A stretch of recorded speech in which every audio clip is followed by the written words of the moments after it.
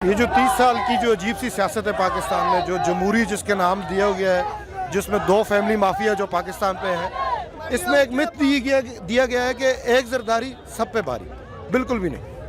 وہ پاکستان سے لوٹا ہوا پیسہ استعمال کر کے لوگوں کے ضمیر خریدنا یہ کوئی بھاری پن نہیں ہے. اگر اسے بھاری بننا ہے، وہ جمہوری ہے، تو وہ آئے الیکشن لڑے. ابھی اس نے ریسنٹلی اپنا بلدیاتی انتخاب کینسل کروا دیا. کیوں پوسٹ پون کیوں کروایا؟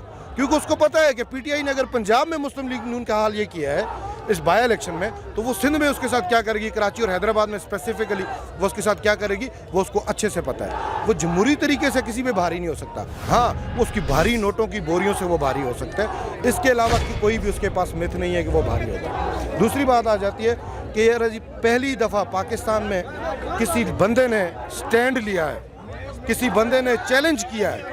اسٹیبلشمنٹ ہو، مافیا ہو، سسیلین مافیا ہے، 2 فیملیز راج ہے، ان سب کو کسی نے چیلنج کیے. وہ پاکستان کی عوام ہے اور ان کا لیڈر عمران خان ہے، جس کے ساتھ عوام اس طرح کھڑی ہے کہ جس طرح کھڑا ہونے کا حق ہوتا ہے. اور ہم عمران خان کو یہ پیغام دیتے ہیں کہ آپ نے ڈٹ کے کھڑے رہنا ہے، ہم آپ کے ساتھ ہیں. اس مافیا کو ہم مٹائیں گے پاکستان سے، اور پاکستان کی گندی سیاست کو ہم عوام صاف.